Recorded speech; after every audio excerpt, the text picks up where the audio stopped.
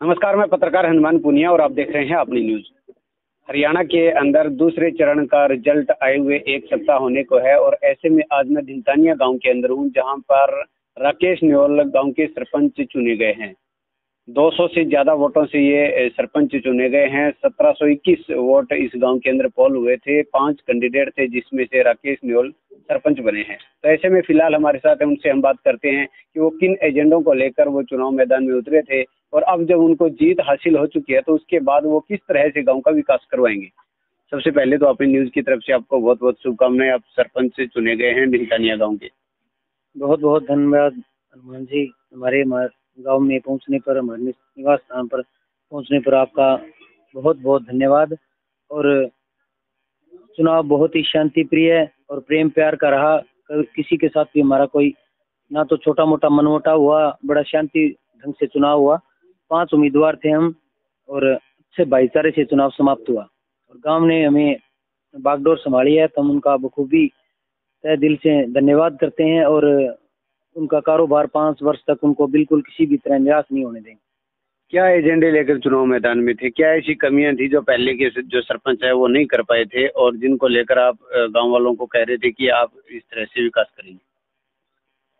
कमियां तो वैसे भाई साहब हो सकता है अभी हम 5 साल रहे, हमें भी कुछ रह जाएं, लेकिन उन्हें त्रुटियां रही है। जैसे खेल की तरफ बिल्कुल भी ध्यान नहीं दिया गया। स्टेडियम बिल्कुल हमारा खराब पड़ा है, वो तैयार करवाएंगे।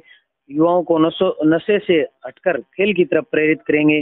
जैसे जिम है, वॉलीबॉल का सेट लगवाएंगे और आपसी भाईचारा को बढ़ावा देने का हमारा मुख्य उद्देश्य रहेगा। और जितनी भी गलियां हैं, चौगान हैं और शिक्षा स्कूल की बात है, आंगनवाड़ी की बात है, उनको सभी को हम अपनी तरफ से पूरा जोर शोर से कार्य करवाएंगे और उनकी पूरी देखभाल करेंगे।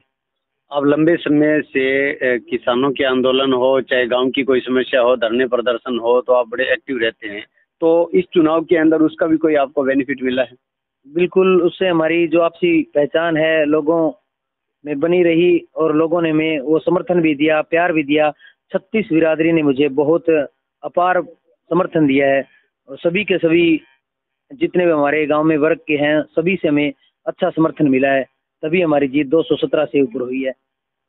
अब आपका जो एजेंडा रहेगा कि किस तरह से, क्या कुछ ऐसी प्रायोरिटी क्या रहेगी जो आप गाँव के अंदर सबसे पहले या फिर सबसे ज़्यादा जरूरी जिसको लेकर है? वैसे तो मेन शिक्षा है। जैसे लड़कियों को थोड़ी समस्या आ रही है बाहर जाने में, तो स्कूल को भी पूरा ख्याल रखें। हमें जैसे अपग्रेड करना हो, हमसे जितना जी जान लगेगा, मेहनत लगेगी, हम बिल्कुल करेंगे।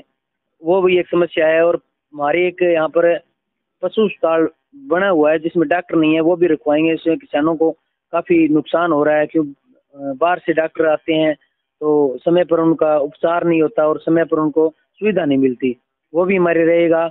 और जितने भी गरीब आदमियों को समस्या है उनकी भी हम निवारण करने का पूरी कोशिश करेंगे, भरपूर अपनी तरफ से प्रयास कोशिश करेंगे।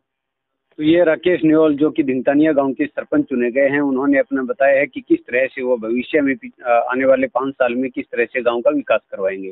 तो ये धिनतानिया गांव के लोगों ने जो है वो एक युवा सरपंच चुना है। अब देखना ये होगा कि आने वाले 5 साल के अंदर राकेश न्योल गाँव वालों की उम्मीदों पर कितना खरा उतर पाते हैं। अपनी न्यूज़ के लिए कैमरा सहयोगी के साथ मैं हनुमान पुनिया।